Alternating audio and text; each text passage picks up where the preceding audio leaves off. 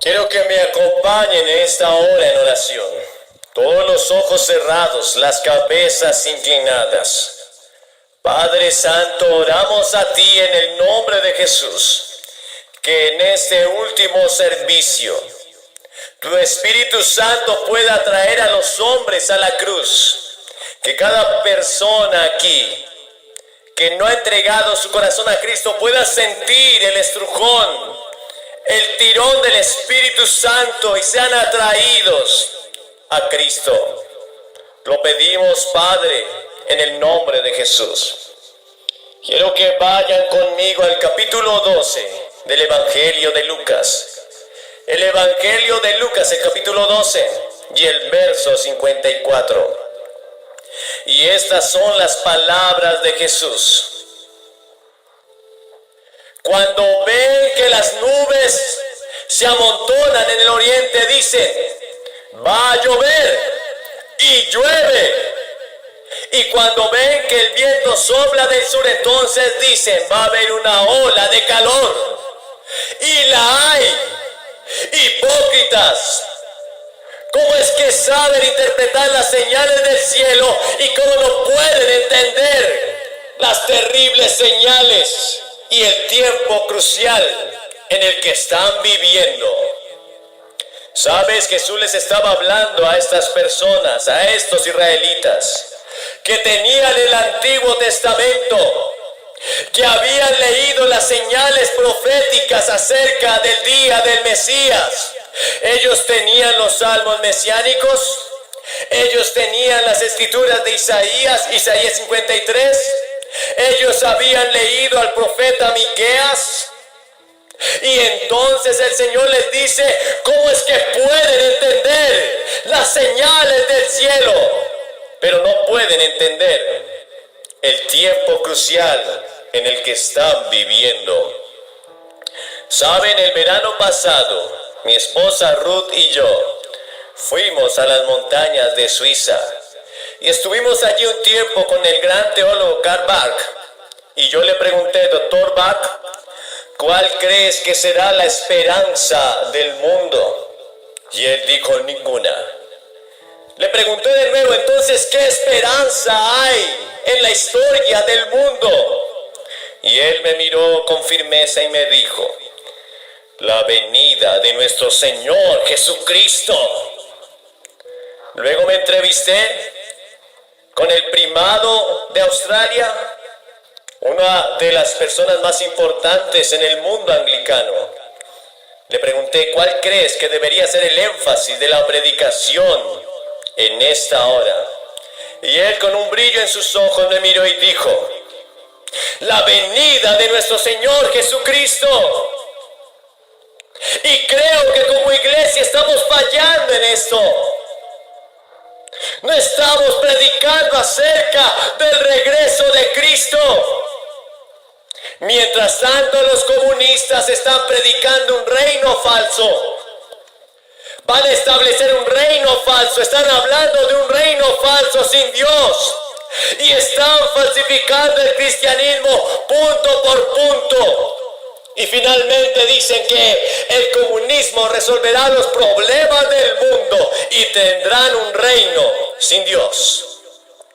Mientras tanto, la iglesia se entretiene con fábulas, dijo el apóstol Pablo, enseñando doctrinas de hombres y no de Dios, hablando de humanismo, hablando de amor propio, con pasajes que solo llaman al optimismo y al positivismo, y no predican de la cruz para no ofender a la audiencia. Han quitado el tropiezo de la cruz. Y el Señor dice: mi pueblo fue destruido porque le faltó conocimiento. Por cuanto desechaste el conocimiento, yo también te desecho del sacerdocio.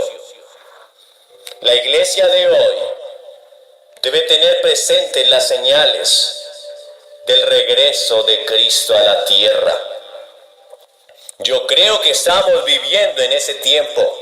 Yo no puedo especular de cuándo será el regreso de Cristo, porque Él mismo dijo que no especuláramos acerca de ello. Pero Él sí nos dio señales que podemos entender. Él dijo, cuando ven que la higuera está floreciendo, entonces pueden entender que el verano está cerca. Asimismo, cuando vean todas estas señales de las cuales les estoy hablando en el capítulo 24 de Mateo, deberán entender que el tiempo está cerca. De cierto te digo que no pasará esta generación hasta que todo esto acontezca. Ahora ya sé, tú me dirás, bueno, Billy, pero desde el principio hemos oído esa predicación. No con mucho énfasis, pero de vez en cuando alguien predica sobre la venida de Cristo. Pero las cosas siguen igual. Es más, estamos llegando a un tiempo tecnológico donde literal el hombre puede estar en un paraíso en la tierra. La medicina ha avanzado tanto que ni siquiera necesitamos orar por sanidad.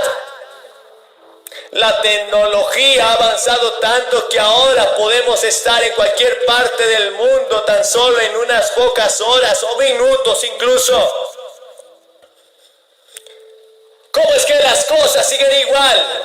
Pero dice el apóstol Pedro, el Señor no retarda su promesa según algunos la tienen por tardanza, sino que es paciente para con nosotros, no deseando que nadie se pierda, sino que todos procedan al arrepentimiento.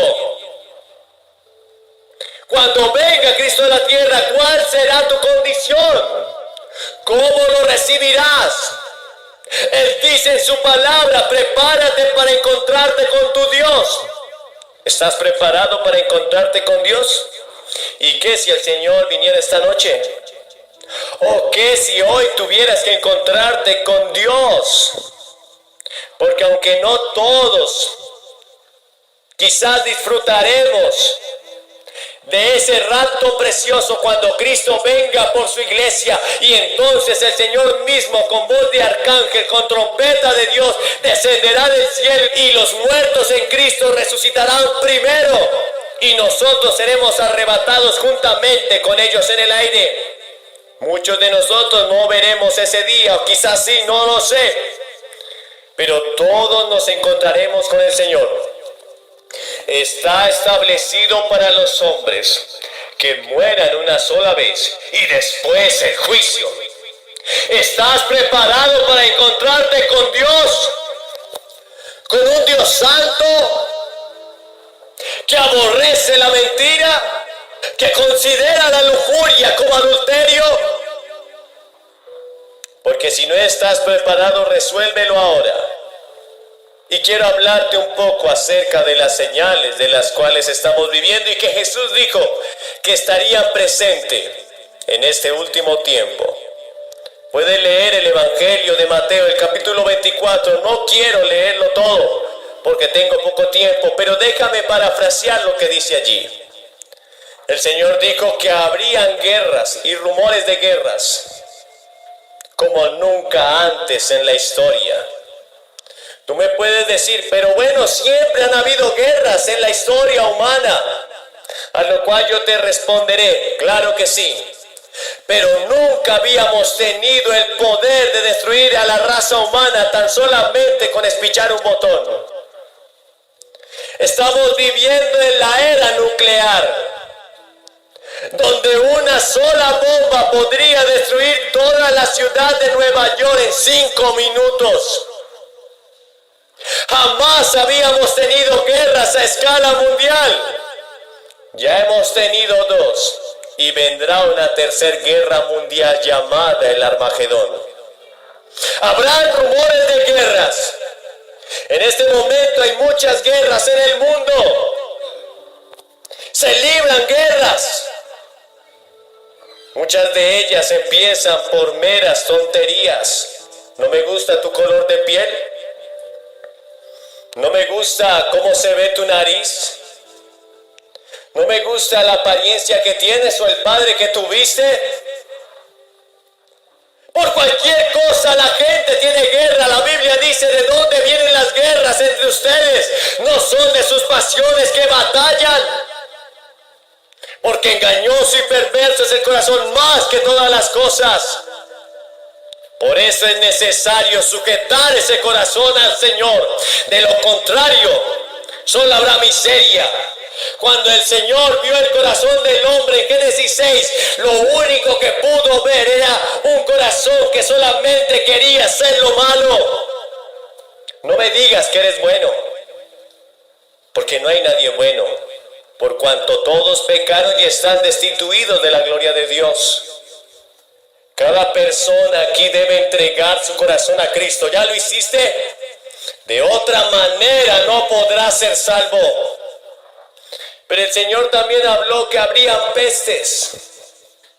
Y claro, siempre han habido pestes, pero nunca a escala mundial. ¿Sabías que hay virus que en este momento están siendo tratados en laboratorios como armas químicas? Y en cualquier momento alguien con una mente depravada quizás soltará un virus que atormentará a toda la humanidad. Pestilencias. El virus del VIH-Sida ha llevado a millones a la tumba. Podría destruir a la humanidad, pero ¿sabes una cosa? Vendrán pestes peores. ¿Qué pasará cuando suceda todo esto? ¿De quién estarás apoyado? ¿La medicina? ¿Tu familiar rico y poderoso? ¿Tus finanzas firmes? ¿Tu ciudadanía? Maldito el hombre que confía en el hombre y pone carne por su brazo. Mas bendito el varón que confía en Jehová y su corazón se apoya en Dios. Apóyate en Dios en esta noche. No hay otra manera que puedas librarte de esta perversa generación. También el Señor dijo que habrían falsos cristos. Es otra señal. La apostasía como nunca antes en la historia del planeta.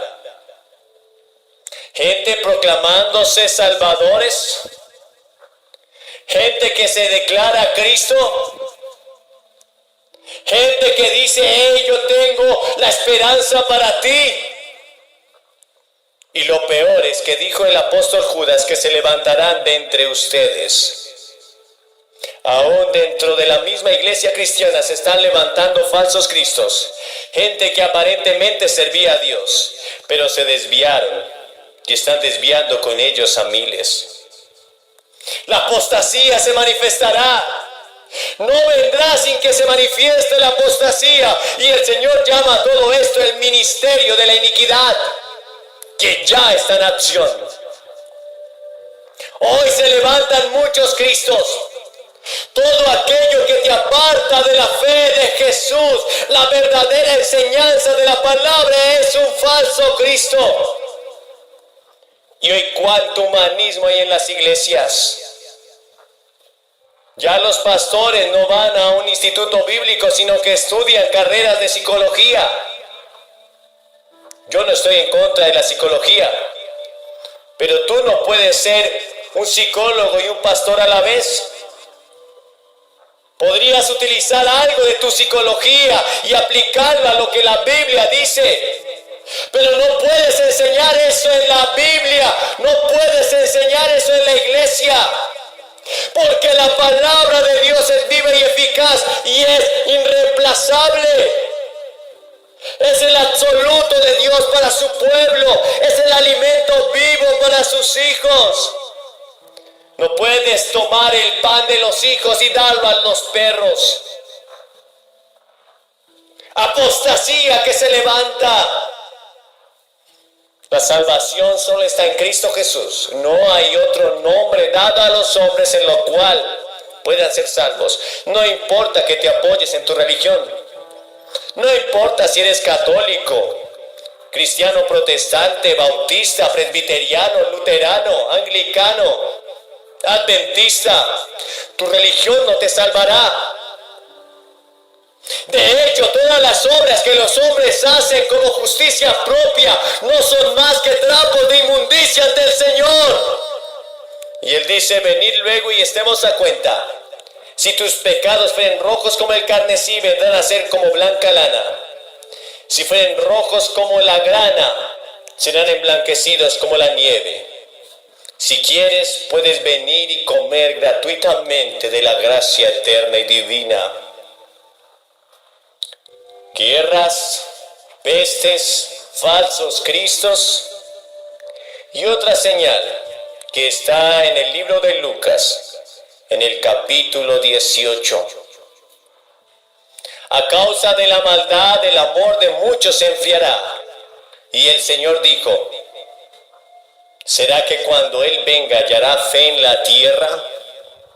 ¿Sabes? Después de que acabó la Segunda Guerra Mundial, muchos de los alemanes que nunca participaron en la guerra, como militantes, como soldados, pero que de alguna manera aprobaron como ciudadanos alemanes todo lo que estaba pasando allí, fueron llevados a los campos de concentración y ellos entraban con sonrisas en sus labios, porque lo que se les había vendido era algo muy distinto a la realidad que había en esos campos. Y ellos entraban sonriendo.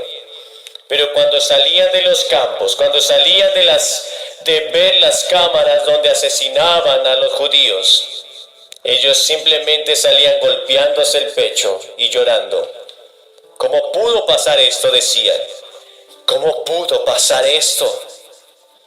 ¿Sabes? Inocentes están muriendo por miles, millones de inocentes en esta nación que fue fundada por cristianos, en esta nación donde se dice Dios bendiga América. Se han dictado leyes en contra de inocentes. Un día quizás muchos de aquellos que aprobaron esas leyes y no dijeron nada, se golpearán el pecho y dirán, ¿cómo permitimos esto? El amor de muchos se ha enfriado.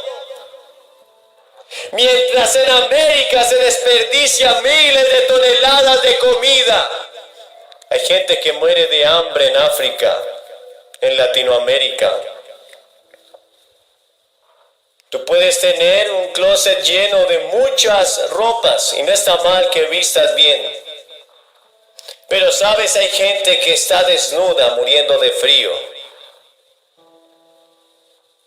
Alguien dirá, ¿y por qué Dios no hace algo? Y esa no debería ser la pregunta.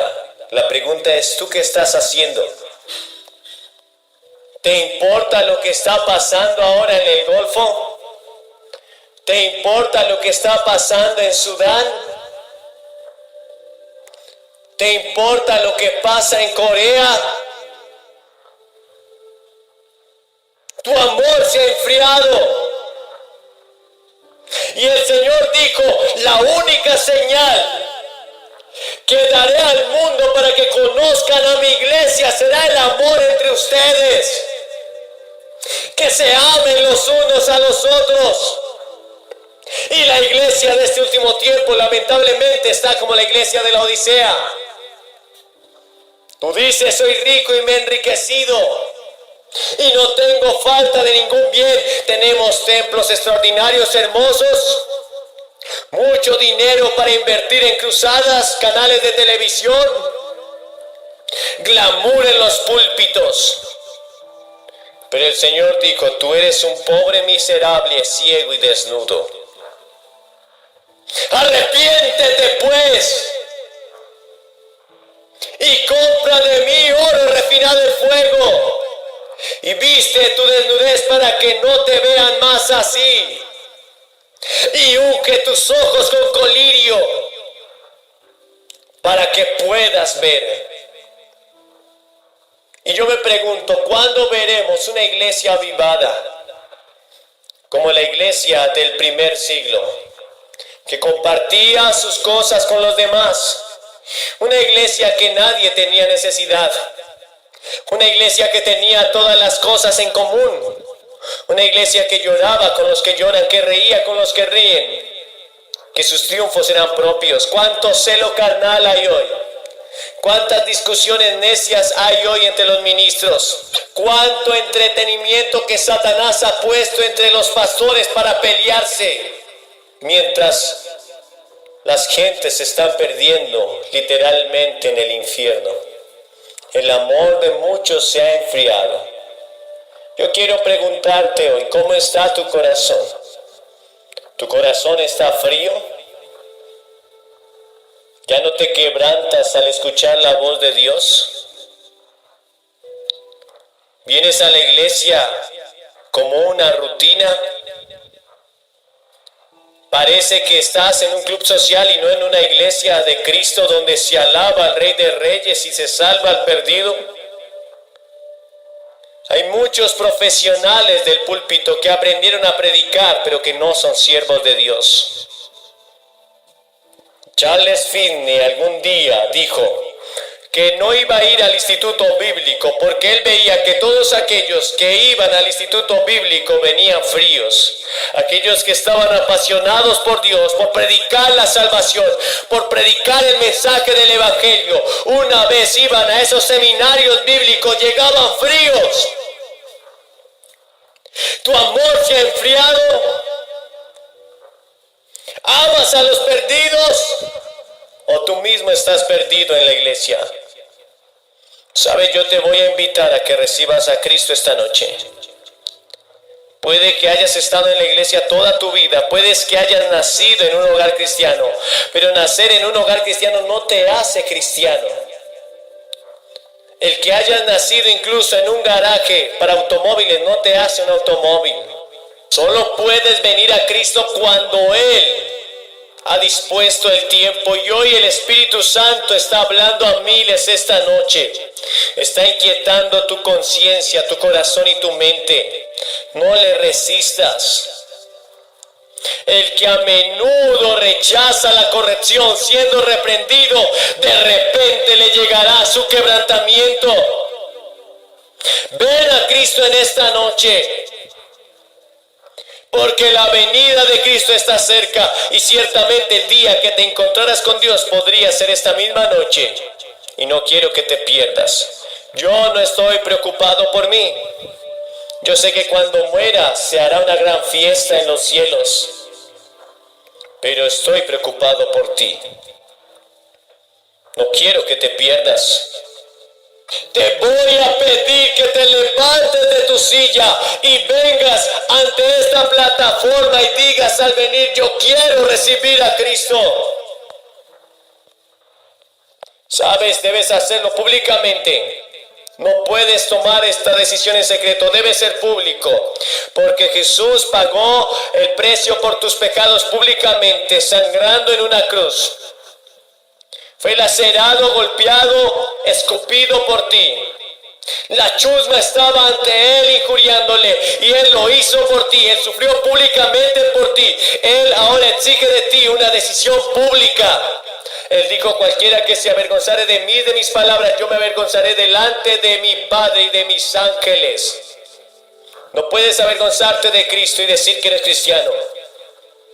Todos los que recibieron a Jesús en el Nuevo Testamento lo hicieron públicamente.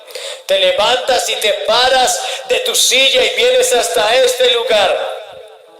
Y oraré contigo y te daré algo de literatura y luego podrás volver. También tienes que arrepentirte de tus pecados. Todos hemos pecado. Yo mismo me he arrepentido de mis pecados y entregué mi corazón al Salvador hace mucho tiempo. En un pequeño lugar había un hombre predicando llamado Mordecai Ham.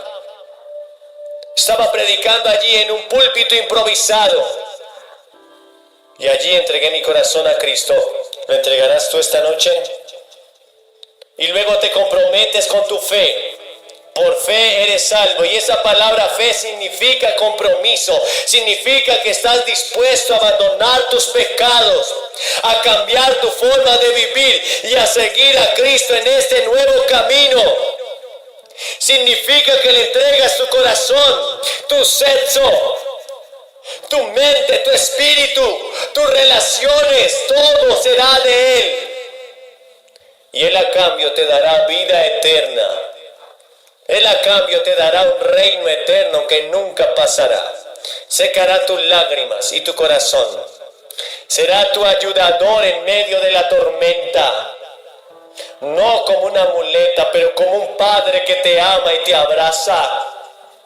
Vamos, entrégale a Cristo tu corazón esta noche. Levántate de tu silla y ven a este lugar.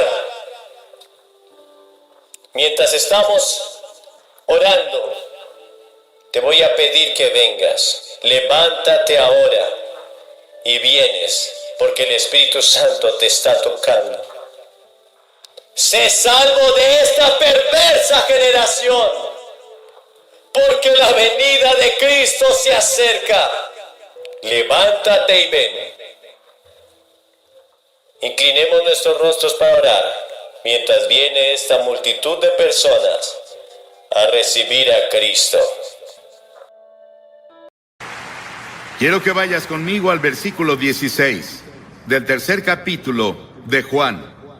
Juan, tercer capítulo. Porque de tal manera amó Dios al mundo, que ha dado a su Hijo unigénito, para que todo aquel que en Él cree no se pierda, mas tenga vida eterna. ¿Cuántos podemos decirlo juntos? Díganlo todos juntos. Porque de tal manera amó Dios al mundo, que ha dado a su Hijo unigénito, para que todo aquel que en Él cree no se pierda, mas tenga vida eterna. Ese es el Evangelio en resumen. Es una Biblia en miniatura. Cada cosa que debes saber sobre la redención y la salvación está en ese versículo de las Escrituras. 30 palabras maravillosas que mi madre me enseñó cuando estaba bañándome un sábado en la noche en una granja en Carolina del Norte. Ella dijo: quiero que te aprendas este pasaje de la Biblia. Y me enseñó ese pasaje: porque de tal manera amó Dios al mundo, que ha dado a su Hijo unigénito, para que todo aquel que en Él cree no se pierda, mas tenga vida eterna. Muchas personas me preguntan: si Dios ama al mundo, ¿por qué permite tanto sufrimiento en el mundo? La guerra, las enfermedades, la pobreza, el odio, la soledad, el aburrimiento, el vacío, los problemas psicológicos, el desempleo, la violencia, la tensión, todas esas cosas. ¿Por qué Dios no viene y lo para? Esa es una pregunta que muchas personas se hacen. Algunas personas aquí en Nueva York dicen: ya no puedo más, y se están suicidando. Las presiones de la vida son muy grandes. Ellos no las soportan. ¿Por qué? Si hay un Dios, ¿por qué no lo termina? Algunas personas dicen: ¿por qué Dios nos ha abandonado? Pero Dios no nos abandonó. Nosotros lo abandonamos. Muchos de los jóvenes aquí han oído la canción del año pasado del álbum Edge of the Century, álbum de Styx. Pero ¿has escuchado las palabras, la letra? Aquí está la letra, escucha. Todas las noches digo una oración, esperando que haya un cielo, pero cada día estoy más confundido, cuando los santos se vuelven pecadores. Todos los héroes y las leyendas que conocí de niño han caído como ídolos de arcilla, y siento este lugar vacío adentro. Tengo tanto miedo que perdí mi fe. Muéstrame el camino, muéstrame el camino. Llévame esta noche a la montaña y llévate mi confusión y muéstrame el camino. Y si veo una luz, ¿debo creer? Dime cómo lo sabré. Muéstrame el camino, muéstrame el camino. Llévame esta noche al río y lava mis ilusiones. Muéstrame el camino, muéstrame el camino. Dame la fuerza y el valor de creer que llegaré ahí un día. Y por favor, muéstrame el camino. Y cada noche digo una oración esperando que haya un cielo. Y este pasaje dice: Dios, Dios. ¿Crees en Dios? Sí. No puedo probar a Dios. No puedo llevarte a un laboratorio científico y probarte que hay un Dios. Pero la Biblia nos enseña sobre Él. Él es el creador. En el principio Dios creó los cielos y la tierra. Todas las estrellas que ves en la noche, si pueden verlas en Nueva York, Dios las creó y las colocó. Él también es espíritu. La Biblia dice Dios es espíritu y quienes lo adoran deben hacerlo en espíritu y en verdad. Él no tiene un cuerpo como tú y yo. Él solo podría estar en un lugar a la vez si tuviera un cuerpo como estos. Pero Dios es espíritu y está en todos lados al mismo tiempo. Puede estar en Rusia, puede estar en China, puede estar en América, puede estar en África, puede estar en Latinoamérica, puede estar en todos lados al mismo tiempo. Dios también no cambia. Yo soy el Señor Dios que no cambia, dice la Biblia, en el cual no hay mudanza ni sombra de variación, dice Santiago. La Biblia enseña que Dios es un Dios santo, absolutamente santo. Él no puede ignorar el pecado. La Biblia también nos dice que Él es un Dios de juicio, pues Dios juzgará toda obra, aun la realizada en secreto. Piénsalo, cada cosa secreta que hiciste, todos tus pensamientos secretos, las cosas que pensaste que nadie sabía, un día serán sacadas a la luz y vas a ser juzgado.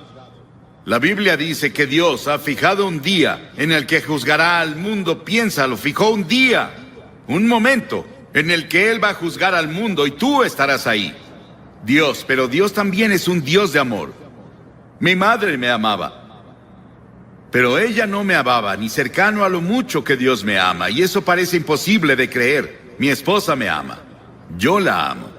Tengo 5 hijos, los amo. Tengo 19 nietos, los amo, y espero que ellos me amen. Tengo 3 bisnietos, creo que me aman, y los amo, y sé que todos aman al Señor. Pero nada puede compararse con el amor de Dios. Tuvieron que inventar una nueva palabra en griego para decirnos algo sobre el amor de Dios. Dios es un Dios de amor, Él te ama. Y si hay una cosa que quiero que te lleves de este gran parque cuando te vayas hoy es esto: Dios te ama. Dios te ama. Dios te ama. Y Dios está interesado en ti. Y Él tiene contados tus cabellos. Él ve al pajarillo caer. Sabe todo de ti y te ama. No importa cuántos pecados hayas cometido o lo que hayas hecho. Podrías haber llegado tan bajo como Nicky Cruz lo describió, su vida hace rato. Pero Dios te ama.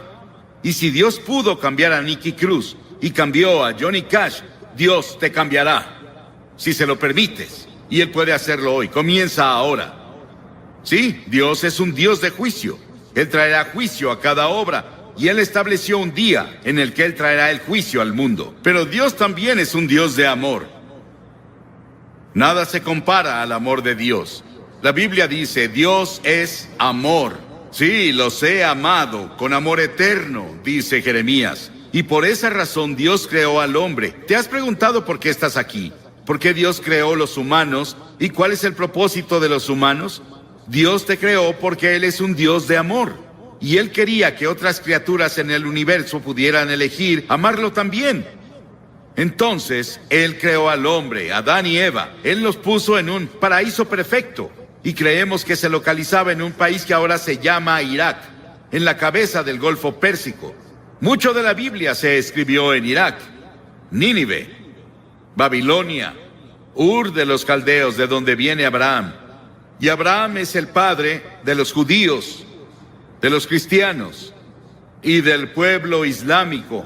Abraham es alguien a quien vemos como el principio. Él venía de Irak y es la razón por la que había mucho interés en Irak durante la guerra del Golfo. Por eso muchos libros fueron escritos en la Biblia sobre el Golfo. Y Dios creó al hombre y lo puso en el jardín del Edén, un ambiente perfecto, un paraíso perfecto. Y Dios le dio al hombre una elección. Dios dijo, quiero que tengas todo el fruto del jardín, salvo un árbol. No puedes comer de ese árbol. Dios probó al hombre. Y Dios dijo, si comes de ese árbol, vas a romper mi ley. Vas a sufrir y morirás. Y el hombre rompió la ley de Dios. Dios le dio el libre albedrío para elegir, y el hombre eligió rebelarse contra Dios. Escuché un talk show en la tele el otro día. Pude escuchar a casi todos. Discutían qué está mal con la naturaleza humana. ¿Por qué las personas hacen las cosas que hacen? ¿Por qué las personas cometen los crímenes que hay? ¿Por qué las personas dicen mentiras? ¿Por qué hay tantos celos? ¿Por qué hay tantos problemas en el mundo? Es porque el hombre está enfermo. Y la enfermedad se llama pecado. ¿Cuál es la principal causa de la guerra? El crimen, el engaño y el fraude. ¿Por qué debemos tener hospitales y cárceles con barrotes en las ventanas y fuerzas policíacas y fuerzas militares? Nuestros problemas sociales básicamente son morales y espirituales, y los problemas morales requieren una solución religiosa. Todos estos problemas indican que algo está mal con la naturaleza humana. Las personas esperan que la tecnología o la fuerza política nos salven. Pero Dios dice, tu problema está en tu corazón. El primer pecado que se cometió fue cometido en un paraíso. Es un problema del corazón. Jesús dijo, porque del corazón salen los malos pensamientos, los adulterios, la fornicación, los homicidios, los robos y las calumnias. La Biblia dice en Romanos 6, la paga del pecado es muerte. La Biblia dice, pecado es romper la ley. ¿Qué ley? La ley de la conciencia. ¿Has ido en contra de tu conciencia? Cometiste un pecado. ¿Alguna vez has roto alguno de los 10 mandamientos? Eres pecador. No has cumplido los requerimientos del sermón de la montaña. Eres un pecador. No cumplimos lo que Dios requiere. Somos pecadores ante Dios. Y el pecado se interpone entre Dios y tú. Se interpone entre tú y la paz. Entre tú y la felicidad. Entre el gozo y tú. Entre tú y la seguridad de que si mueres irás al cielo. Salomón, el gran rey de Israel, una vez dijo, no hay un hombre sin pecado. Estamos alejados de Dios. Recordemos eso. Estamos separados de Dios. A pesar de eso, Él aún nos ama. Sí, hay un infierno. Hay un infierno en esta vida, pero también hay un infierno en la vida venidera, si estamos separados de Dios. La Biblia enseña que la muerte tiene 3 dimensiones. Hay una muerte natural. Cuando mueres, vas a ser sepultado o vas a ser cremado, o como sea que lo hagan. Desaparecemos de esta tierra. Pero hay una muerte espiritual. Dentro de ti viven tu alma o tu espíritu. Esa es la parte de ti que vive para siempre. Es la parte con la que tienes comunión con Dios. Y has quebrado la ley de Dios y como resultado estás espiritualmente muerto. Estás muerto para Dios. Y esa muerte continuará a lo largo de toda la eternidad después de que mueras. Y no vas a estar ahí con miles de personas divirtiéndote como muchas personas describen el infierno. Vas a estar solo. Vas a estar en una terrible soledad ahí. Y eso es el infierno. Y podemos tener infierno en esta vida. El infierno en la vida venidera. Y eso se llama muerte eterna. Las palabras que Cristo usa en el Nuevo Testamento para describir el castigo al pecado son pérdida, perecer, condenar, castigo, infierno. Dios vio toda esta confusión y nos vio tropezando en la oscuridad. No sabíamos qué hacer con nuestro ser. Estábamos aburridos por un lado, o muriendo físicamente por el otro. Dios decidió hacer algo al respecto con su amor. Dios no podía olvidarnos, o no cumpliría su palabra, no sería Dios. Dijo que si pecabas, morirías. Que si pecabas, sufrirías. ¿Debemos sufrir y morir para que Dios cumpla su palabra? Un día caminaba con uno de mis hijos en un sendero de Carolina del Norte. Pisamos un hormiguero y vimos abajo y había hormigas muriendo y sufriendo y su casa estaba destruida. Mi hijo me dijo, papá, ¿no sería genial que las ayudáramos a reconstruir su casa y las lleváramos a sus hospitales? Y dije, sí, pero somos muy grandes y ellas chiquitas. Y pensé que era una buena ilustración. Dios miró desde el cielo y nos vio con toda nuestra oscuridad, con nuestros tropiezos y nuestros problemas y peleas y disputas y dificultades y guerras. Pero Dios era muy grande. Somos muy pequeños. Parecemos hormigas arrastrándose en este planeta. ¿Qué podía hacer Dios? Dios decidió hacer algo al respecto. Dios se volvió hombre. Dios se volvió hombre. Y ese hombre es el Señor Jesucristo. Él nació de la Virgen María y vino con un propósito. Él vino a salvarte y a salvarme y a salvar al mundo. Y Él vino a morir. Es el único hombre que vino al mundo con el propósito de morir. Llevó nuestros pecados a la cruz. Lo llevaron fuera de Jerusalén y lo clavaron ahí los romanos, no los judíos, los romanos. Lo llevaron fuera. de los muros de Jerusalén y lo clavaron en una cruz. Y Él derramó su sangre. Y en ese terrible momento, cuando estaba ahí, dijo: Dios mío, ¿por qué me has abandonado? Y en ese terrible momento hizo 7 agonizantes expresiones. Y en esas expresiones Él nos decía que se llevó nuestros pecados. Fue hecho pecado por nosotros. Piénsalo, Él fue hecho pecado. Se volvió culpable de tu adulterio. Se volvió culpable de todos los pecados sexuales que cometiste. Se volvió culpable de toda la envidia y los celos y las peleas y los asesinatos y homicidios que lees en los periódicos casi a diario. Él lo hizo, pecado por nosotros. El Señor puso sobre Él la iniquidad de todos nosotros. Piénsalo. Él tomó nuestros pecados. ¿Y qué debemos hacer?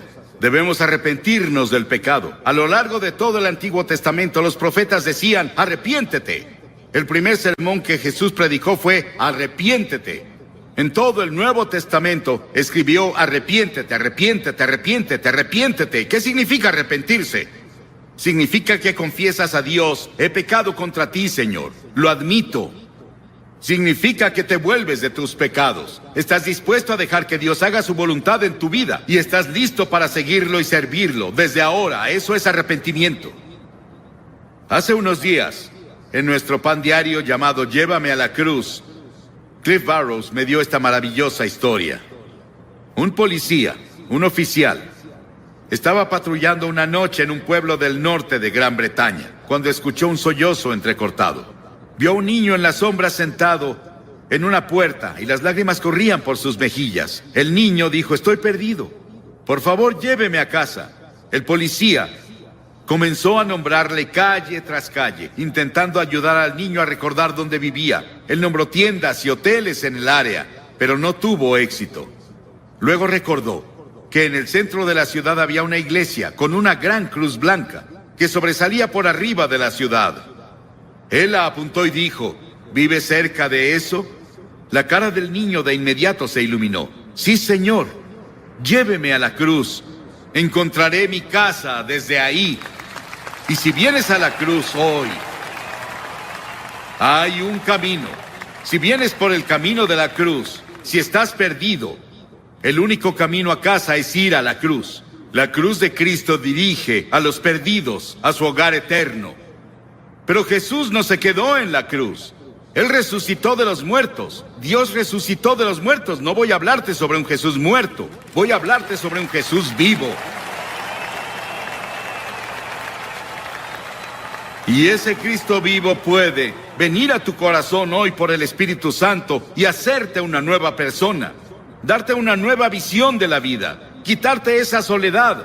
Quitarte esos pecados que has cometido y limpiarlos, para que cuando Dios te vea, no vea tus pecados. Estás justificado a sus ojos, como si nunca hubieras pecado. Y luego la Biblia enseña que Jesucristo vendrá de nuevo un día. Estuve en Jerusalén y estuve hablando un día con el rabí en jefe. Y le pregunté: Señor, ¿cree que el Mesías va a volver? Y él dijo: sí, claro. Y dije: yo también. Pero creo que cuando venga, usted verá que es Jesucristo.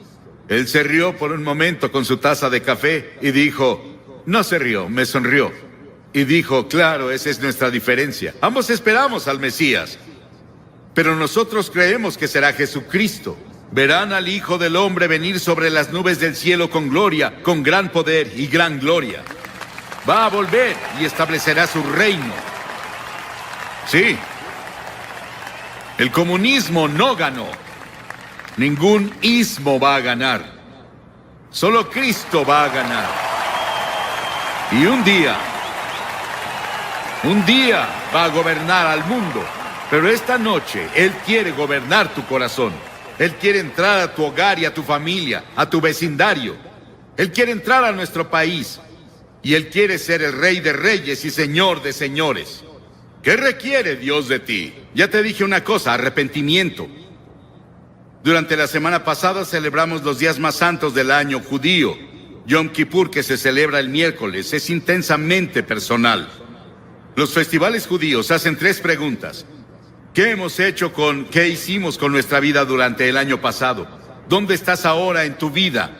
¿Qué planeas hacer con tu vida el año que viene? Y una de las razones por las que Yom Kippur ejerce una fascinación sobre los judíos es porque el tema de la festividad es tan personal y contemporáneo. No hay una sola persona entre su pueblo que diga, mi vida está completa y espiritualmente plena. Todos fallamos. Y tenemos que decir con los demás, también soy pecador. Estoy separado de Dios. Estoy perdido. Necesito encontrar el camino a casa. No es una opción. Es un mandamiento. En Hechos 17, el apóstol en su sermón dijo, Dios manda a todos los hombres de todas partes que se arrepientan. Piénsalo, Dios lo manda. Es un mandamiento que te arrepientas. ¿Te has arrepentido? ¿Estás seguro? Si no te has arrepentido de tus pecados, nunca verás el interior del reino de los cielos. Entonces ven por fe. Por gracia han sido salvados, por fe y no por obras para que nadie se jacte. Nunca podrás ganarte entrar al cielo.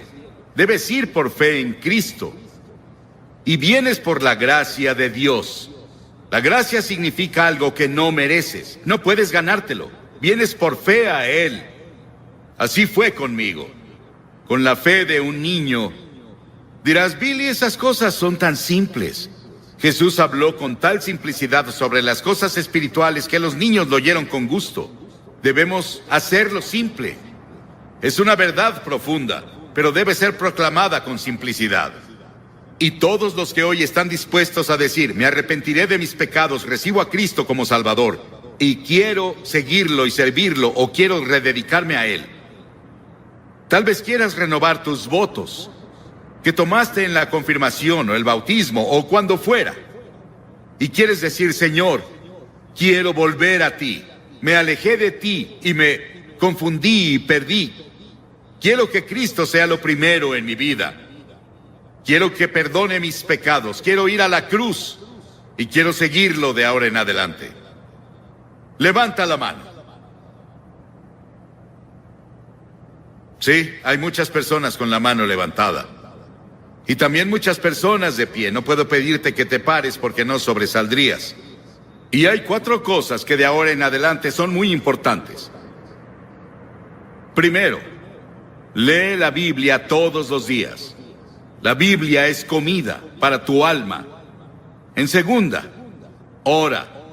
Tal vez no orarás como un clérigo, pero puedes decir, Señor, ayúdame, necesito ayuda. Él vendrá a ayudarte, Él responderá a tu oración. Ora en el nombre de Cristo. Di, Señor Jesús, te necesito. Y luego la tercera cosa, sé testigo de Cristo. Dile a las personas cuando te vayas esta noche, o coméntales mañana, en la reunión en Great Lawn, hice un compromiso con Cristo y voy a cumplirlo con la ayuda de Dios. Eso te ayudará a ganar a otras personas para Cristo. Y luego, la cuarta cosa es ir a la iglesia. A una iglesia donde Cristo es proclamado. Y seguirlo y servirlo. Lo mejor que puedas, porque verás, cuando te vayas de aquí no te vas solo. El Espíritu Santo de Dios se irá contigo. Y quiero que repitas esta oración en voz alta conmigo. Ora en voz alta. Dios, soy pecador. Lamento mi pecado. Estoy dispuesto a alejarme de mi pecado. Y recibo a Cristo como Salvador. Lo confieso como Señor. Quiero hablar esta noche acerca del mensaje de Jesús. Quiero que abran sus Biblias en el Evangelio de Juan, capítulo 7, versos 45 y 46. El Evangelio de Juan, el capítulo 7 y el verso 45 y 46. Los alguaciles vinieron a los principales sacerdotes y a los fariseos, y estos les dijeron, ¿por qué no le habéis traído? Los alguaciles respondieron, jamás hombre alguno ha hablado como este hombre. Quiero volverlo a repetir. Jamás hombre alguno ha hablado como este hombre. Jesús vino a este mundo y cuando empezó a predicar a la edad de 30 años, nadie había hablado lo que Jesús habló. No hubo un filósofo, no hubo un maestro, no hubo un rey. No hubo un sirviente, no hubo nadie que hubiera hablado lo que Jesús hablaba. Pues el mensaje de Jesús estaba tan lleno de amor que nadie había hablado antes del amor como Él habló, del amor hacia los enemigos, del amor a los que los persiguen y ultrajan. Pero también era un mensaje de juicio, un mensaje de arrepentimiento, un mensaje a aquellos que dejaran sus malos caminos o perecerían. El mensaje de Jesús estaba lleno de esperanza, pero también advertía sobre un juicio venidero. El mensaje de Jesús podía ser escuchado por un rey, podía ser escuchado por un maestro, un fariseo, y estar atónito ante su sabiduría. Pero también podía captar la atención de un niño, de un hombre vulgar y de cualquiera que quisiera escucharlo. El mensaje de Jesús iba dirigido no solamente a los maestros, a los sacerdotes, a los reyes, pero también a los niños, también a los hombres vulgares, también a los publicanos y a aquellos que se etiquetaban como pecadores. Por eso jamás hombre alguno había hablado como Jesús. Y ese es el mensaje de Jesús, que no ha pasado de moda. Él dijo en Mateo 24:35 que el cielo y la tierra pasarán, pero sus palabras no pasarían. Y en este tiempo en que estamos viviendo, más que nunca necesitamos ese mensaje de confrontación. El profeta Jeremías habló y dijo: pregunten por la senda antigua, anden por las veredas antiguas. Y hoy más que nunca tenemos que volver al mensaje de la palabra de Dios. No al mensaje de filosofías, no al mensaje de estadísticas, no al mensaje que quieren proclamar hoy en las naciones, que está muy lejos de lo que Jesús enseñó. Y quiero hablar de ese mensaje, porque hoy la iglesia está confundida, porque hoy muchos confunden el mensaje de Jesús del amor con la complicidad. Hoy muchos confunden el mensaje de Jesús acerca del reino del cielo con la pluralidad, con la universalidad. Hoy muchos confunden el mensaje de Jesús acerca que hay un camino con las religiones y están errando y es peligroso. Pero Jesús dijo: yo soy el camino, la verdad y la vida.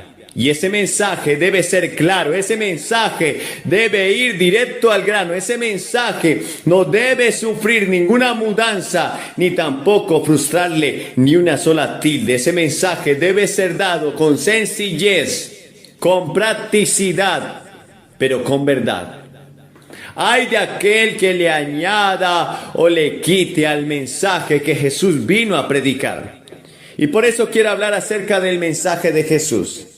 Y el primer mensaje que Él empezó a predicar, dice en Mateo 4:17, Él dijo: desde entonces comenzó a Jesús a predicar y a decir: arrepentíos, porque el reino de los cielos se ha acercado.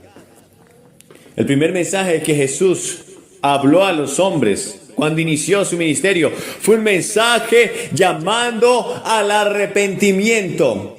Fue un mensaje que confrontaba a las personas. Y arrepentimiento quiere decir cambiar de dirección. Arrepentimiento quiere decir volver por el camino del error hacia el camino de la verdad. El verdadero arrepentimiento no consiste solamente en emociones y lágrimas, pero un verdadero arrepentimiento lleva al apartarse del pecado, al reconocer las faltas y al volver a Jesús. El Señor predicó a aquellos fariseos. El Señor predicó incluso a sus discípulos. Sus discípulos le estaban comentando en una ocasión, contándole acerca de cómo Herodes había mezclado los sacrificios de los galileos. Y el Señor dijo: antes, si no te arrepientes, todos perecerán igualmente. Y ya el hacha está puesta a la raíz de todo árbol. Ese fue el primer mensaje de Jesús, un mensaje de arrepentimiento, un mensaje de confrontación, un mensaje cargado de amor, pero que no permitía el pecado. Cuando Él habló a aquella mujer que trajeron para que fuera apedreada delante de él, que fue sorprendida en el mismo acto de adulterio. Le preguntaron a aquellos hombres que la traían: en la ley de Moisés se nos dice que debemos apedrear a tales mujeres. El Señor dijo: el que esté libre de pecado, que tire la primera piedra. Y todos arrojaron sus piedras al suelo y huyeron. Pero cuando él está a solas con la mujer, le dice: vete y no peques más. Y hoy los jóvenes de esta era, de este tiempo, necesitan escuchar esta palabra: vete y no peques más. El Señor le dijo a aquel hombre que estaba en Betesda paralítico, luego de que fue sanado, le dijo: vete y no peques más, para que no te suceda algo peor. Y vemos que el mundo está yendo de cabeza porque no queremos que este mensaje sea predicado. Queremos que nos aplaudan, queremos que nos adulen, queremos que la gente nos anime, pero no queremos oír que debemos arrepentirnos. Pero ese fue el primer mensaje que Jesús predicó en su ministerio. Ahora tú y yo somos llamados a predicar el arrepentimiento. En Mateo 5:14 podemos leer: vosotros sois la luz del mundo. Una ciudad asentada sobre un monte no se puede esconder, ni se enciende una luz, ni se pone debajo de un almud, sino sobre un candelero, y así alumbrará a todos los que están en casa. Es necesario que tú y yo seamos luz en medio de las tinieblas. Es necesario que tú y yo seamos la sal de este mundo insípido. Un mundo que está lleno de filosofías relativistas. Y hoy la gente no llama pecado a lo que la Biblia dice que es pecado, porque para ellos es relativo. Pero tú y yo fuimos llamados a predicar la verdad absoluta de la palabra, que no deja el pensamiento libre a las especulaciones. La Biblia llama pecado lo que es pecado, y tú y yo debemos hacerlo también. La Biblia habla de un solo camino, que es Cristo. La Biblia habla de una sola verdad, que es su palabra. La Biblia habla de un juicio venidero y de un cielo eterno, al cual tú y yo estamos invitados, pero sin arrepentimiento no podrá haber remisión de pecado. Si tú quieres venir a Cristo esta noche, deberás arrepentirte. Deberás reconocer que necesitas arrepentimiento, de otra manera no podrás arrepentirte. Deberás reconocer que necesitas dejar muchas cosas, y eso es un verdadero arrepentimiento. Jesús te está llamando a que tú seas un mensajero y que puedas predicar un arrepentimiento, pero antes tú mismo debes arrepentirte si nunca lo has hecho y si nunca has aceptado a Jesús en tu corazón. Me pregunto si el mensaje de Jesús está siendo predicado hoy por su iglesia. ¿O acaso la iglesia se está volviendo tolerante como el Señor le habló a la iglesia de Apocalipsis? Pero tengo contra ti que toleras que esa mujer Jezabel enseñe y seduzca a mis hijos a fornicar. Una iglesia tolerante, que tolera las modas, que tolera el pecado en sus miembros, que tolera que el mundo enseñe a sus hijos a hacer maldad. El apóstol Pablo habló a los corintios en el capítulo 5 y les dice: de cierto se oye que entre ustedes hay tal fornicación que ni aún se nombra entre los gentiles, y ustedes están envanecidos y deberían estar lamentándose. Y hoy deberíamos estar lamentándonos de todo lo que está pasando en la iglesia. Pero hay un mensaje de esperanza también.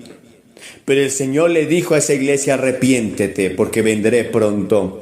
Y ese es el mensaje que tú y yo necesitamos escuchar hoy. Señor quiere una iglesia limpia, sin mancha, sin arruga, que fue lavada por la sangre de Cristo. Pero el arrepentimiento y la fe por la cual tú y yo somos salvos no es solamente un sentimiento, es un compromiso, es un estilo de vida, es apartarse del pecado y vivir para Él.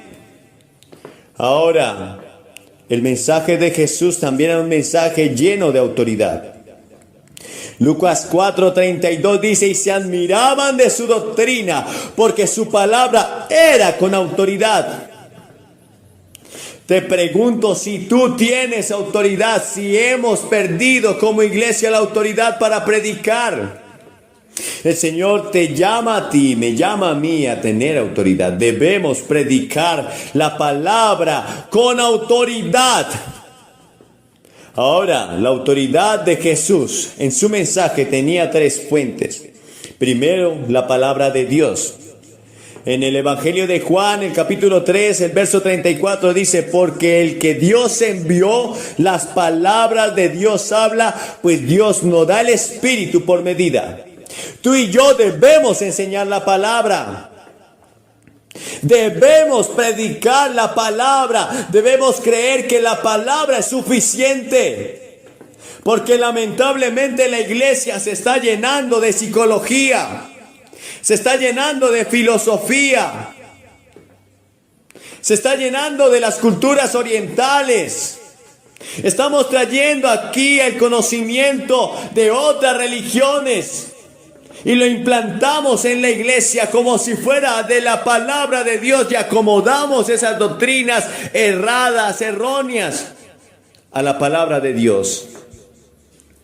Jesús tenía autoridad porque Jesús predicaba la palabra de Dios. Él no hablaba por sí mismo, sino que hablaba lo que el Padre le había dado.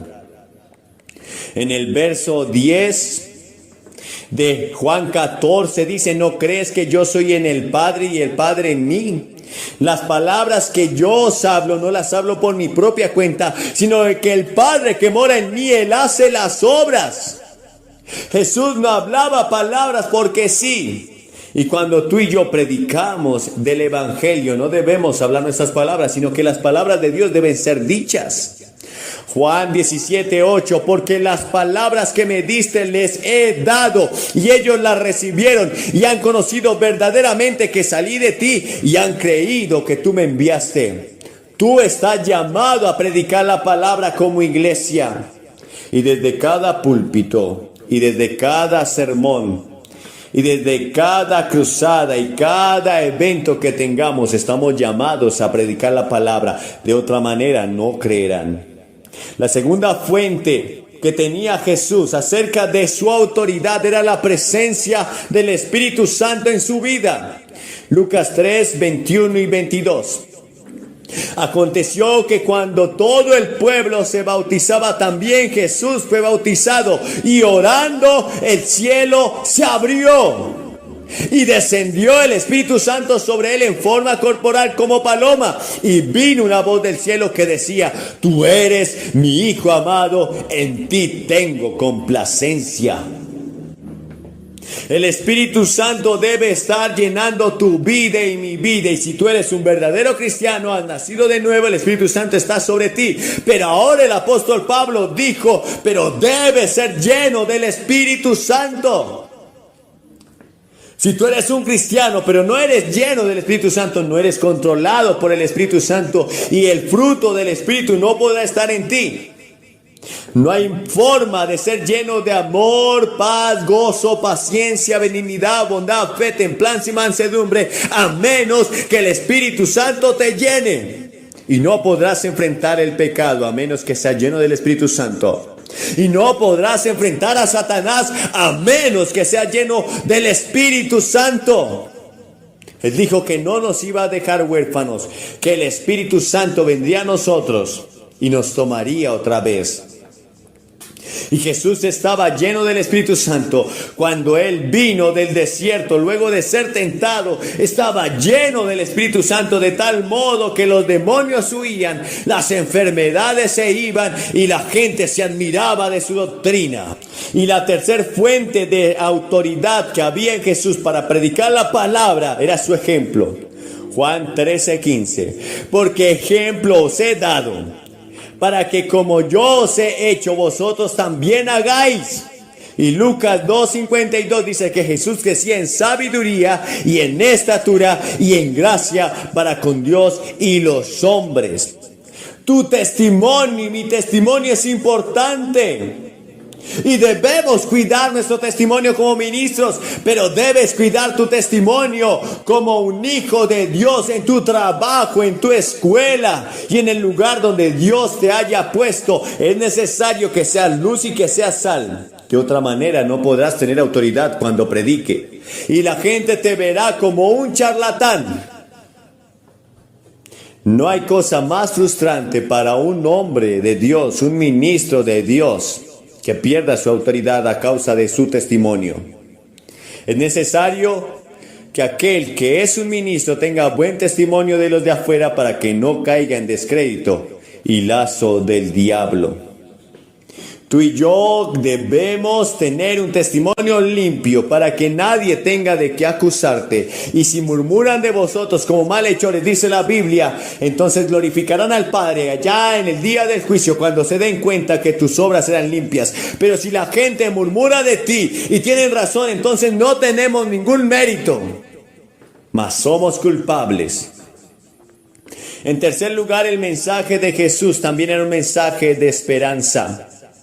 En Mateo 4:23 dice, y recorrió Jesús toda Galilea, enseñando en las sinagogas de ellos y predicando el evangelio del reino y sanando toda enfermedad y toda dolencia en el pueblo.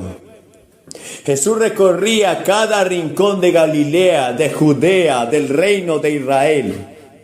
Él iba sanando al pueblo, pero también iba predicando el mensaje del reino, diciéndoles que había un reino eterno al cual Él quería que todos llegaran. Porque esta gente estaba siendo oprimida por el imperio romano. Porque esta gente estaba siendo esclavizada a tributos.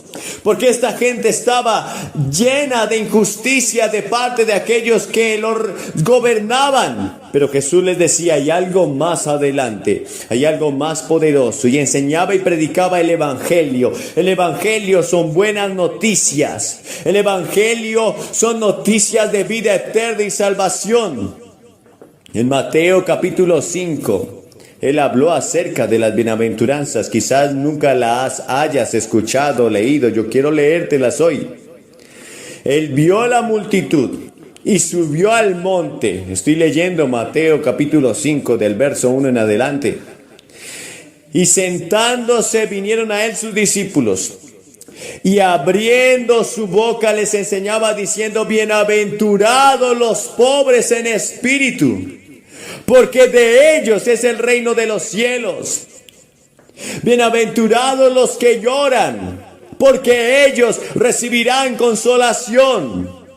Bienaventurados los mansos, porque ellos recibirán la tierra por heredad. Bienaventurados los que tienen hambre y sed de justicia, porque ellos serán saciados. Bienaventurados los misericordiosos, porque ellos alcanzarán misericordia. Bienaventurados los de limpio corazón, porque ellos verán a Dios. Bienaventurados los pacificadores, porque ellos serán llamados hijos de Dios. Bienaventurados los que padecen persecución a causa de la justicia, porque de ellos es el reino de los cielos. Bienaventurados sois, dijo Jesús, cuando por mi causa os vituperen y os persigan y os digan toda clase de mal contra vosotros mintiendo. Gozaos y alegraos, porque vuestro galardón es grande en los cielos, porque así persiguieron a los profetas que fueron antes de vosotros. El mensaje de Jesús no fue un solo mensaje al arrepentimiento. No era tan solamente un mensaje lleno de autoridad, pero era un mensaje de esperanza. Y hay esperanza para ti esta noche. Hay esperanza para ti en este día.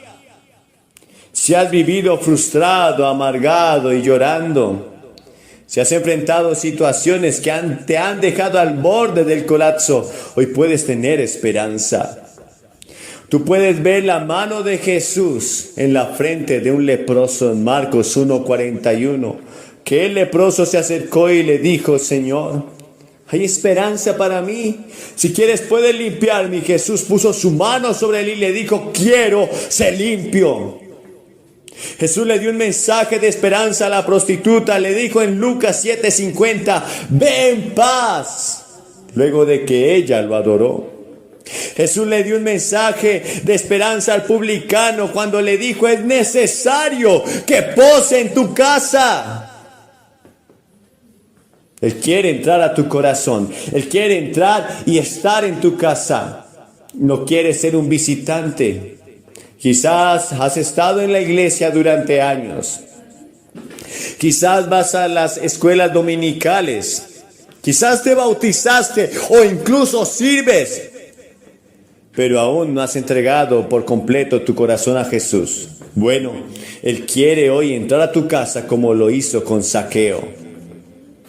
Pero Él dio un mensaje de esperanza a todo el mundo. Juan 3:16, que fue la cita que yo memoricé de niño. La primer cita. Porque de tal manera amó Dios al mundo, que ha dado a su Hijo unigénito, para que todo aquel que en Él crea no se pierda, mas tenga vida eterna. Él no quiere que se pierda ninguna alma de que el Padre le ha entregado. Pero debes hacer tu parte. Él hizo su parte en la cruz. Él tomó tu lugar. Él descendió del cielo, se hizo semejante a los hombres, vivió en una condición humilde, lleno de pobreza. Lo maltrataron, lo desfiguraron y luego torturado fue puesto allí en ese madero de la cruz. Derramó cada gota de sangre por ti. Pero ahora es necesario que tú le aceptes. Finalmente dice en Juan 14, 1-3, no se turbe vuestro corazón, creed en Dios, creed también en mí. En la casa de mi Padre hay muchas moradas. Si así no fuera, yo le hubiera dicho: voy pues a preparar lugar para vosotros. Y si me fuere y os prepararé lugar, vendré otra vez y os tomaré a mí mismo, para que donde yo estoy, vosotros también estéis. Ese es el mensaje de esperanza de Jesús. Esta vida es pasajera. Esta vida es ilusoria. Esta vida está cargada de vanidad. Y Moisés dijo en el Salmo 90 que pronto pasa y volamos. En un abrir y cerrar de ojos. La vida del hombre es comparada en la Biblia como la flor que se marchita, que en la mañana sale y a la tarde es cortada. La vida del hombre es comparada en la Biblia como la neblina que aparece por una esquina y desaparece por otra. Y así es comparada tu Biblia, porque aunque puedas vivir 100 años o más, eso no es nada comparado con una eternidad. Y si rehusas hoy aceptar a Cristo, te perderás para siempre. Una eternidad sin Cristo, separado de Dios, separado de la alegría, del amor, de la emoción. Solamente tristeza, llanto y crujir de dientes. Pero hoy es un llamado al arrepentimiento, un llamado lleno de autoridad, porque es la palabra de Dios, pero un llamado de esperanza. Te voy a pedir que aceptes a Cristo esta noche. Te voy a pedir que te levantes y vengas al frente. Una de las cadenas de televisión tiene una serie de 5 programas sobre los inicios del cristianismo e incluyen la crucifixión de Jesucristo, una de las imágenes más gráficas que haya visto. Y entre todos los emblemas del mundo, ninguno es admirado, glorificado y adorado como la cruz. Fue el instrumento del sufrimiento de Cristo y de su muerte, y también el instrumento de nuestra salvación. La historia de la cruz es muy interesante, porque se remonta a India, se remonta a China, mucho antes de que Cristo viniera. Y las víctimas, como saben, eran atadas a la cruz con cuerdas o sus manos eran clavadas y eran dejadas a morir. Y el calor del sol, el peso de su cuerpo y la tortura que pasó antes de ir a la cruz, tardaban a veces 2 o 3 días y a veces una semana para que la persona muriera. En una cruz, la más terrible, la más fea, la más dolorosa forma de morir que podamos imaginar. Pero para el tiempo de Constantino, en el siglo IV, y él se había vuelto cristiano o uno profesante, como un instrumento de tortura, fue abolido. Y luego en las naciones cristianas comenzaron a usar la cruz como símbolo del cristianismo. Era labrada en sus carretas, sobre lo que tenían, y la cruz se volvió el símbolo de todo lo que representaba el cristianismo. Y a través de organizaciones como la Cruz Roja, se ha vuelto un símbolo internacional de buena voluntad y ayuda a otras personas. Hebreos, el 6º capítulo, dice: es imposible aquellos que una vez iluminados, que han saboreado el don celestial, que han tenido parte en el Espíritu Santo y que han probado la buena palabra de Dios y los poderes del mundo venidero, si se apartan, no pueden renovar su arrepentimiento, ya que crucifican contra sí mismo al Hijo de Dios de nuevo y lo exponen a la vergüenza pública. Siempre que se proclama el Evangelio, los que escuchan el mensaje y reciben a Cristo como Salvador, lo hacen a través de la cruz. Pero si descuidas o rechazas la oferta de Dios de amor y misericordia de la cruz, tú ayudaste a crucificar a Jesucristo. Por eso está mal decir que los judíos crucificaron a Cristo, como los cristianos decían principalmente en la Edad Media, y solían intentar convertir a los judíos a punta de espada, con una pistola en su cabeza o con un cuchillo en su cuello, para intentar hacer que se convirtieran, porque decían que eran los asesinos de Cristo. Ellos no mataron a Cristo. ¿Sabes quién fue? Todos nosotros. Todos tuvimos parte en su muerte, porque su muerte fue planeada antes de la fundación del mundo por el pecado. Y la Biblia dice que todos pecamos y no alcanzamos la gloria de Dios. Hay 4 dimensiones de la cruz en las que pienso cuando hablo de ella. Pienso en la amplitud de la cruz. El amor de Cristo se manifiesta en la cruz de Cristo, que incluye a todo el mundo. El amor de Dios se extiende a África, a Asia, a Latinoamérica, a Rusia, a China, a Estados Unidos, a Canadá, a todo el mundo. Te incluye a ti, quien quiera que seas, de cualquier religión, o si no tienes religión. Dios te ama y dice desde la cruz: te amo. Y hay una longitud de la cruz. No tiene medida. Se extiende de la eternidad a la eternidad, de lo eterno a lo eterno. Cuando Noé construyó el arca, ¿saben cuánto medía? 137 metros de largo. Cuando Salomón construyó el templo, ¿saben cuánto medía? 27 metros. Si construyes una caja para herramientas, puedes medir la madera con una regla.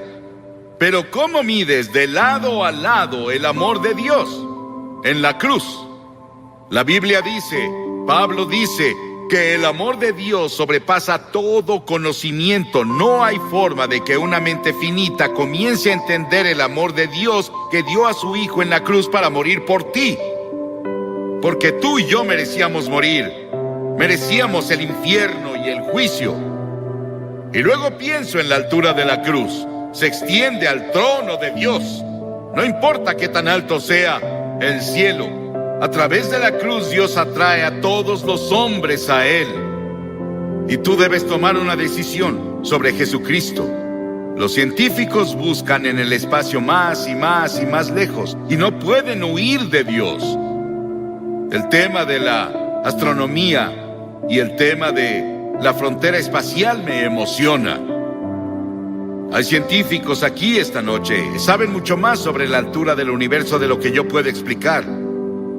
Pero el cielo está por ahí. No sabemos exactamente dónde. Dices, ¿crees que el cielo es un lugar? Sí, creo que es un lugar. Creo que voy a ver las calles doradas y caminaré por ellas.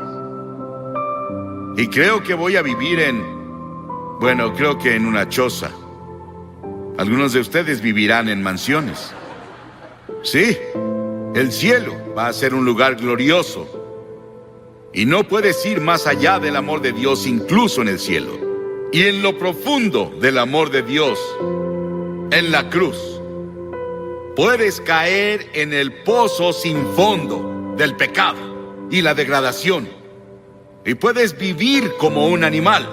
Puedes ser un asesino. Puedes ser un violador. Puedes ser lo que sea. Pero no puedes ir más allá del amor de Dios. La cruz cubre hasta las mismas puertas del infierno. ¿Qué tan profundo es? Hay personas hoy que intentan ver qué tan profundo pueden ir al corazón de la tierra. ¿Y qué tan profundo es el espacio? No pueden escapar de Dios. Porque mientras estudiamos las profundidades de la energía, buscamos la unidad. Es una de las razones por las que estudian eso en Illinois. La Biblia dice que profundas son las riquezas de la sabiduría y del conocimiento de Dios. Atrae a cada pecador a la exaltada altura del cielo. Pero yo, cuando sea levantado de la tierra, atraeré a todos a mí mismo, dijo Jesús. Piensa en la cruz por un momento y en su sufrimiento, por ti y por mí. Dice que Jesús soportó 5 heridas básicas, que los médicos definen como: primera, contusión, cuando lo golpearon en la cabeza y lo torturaron y le pusieron la corona de espinas por ti.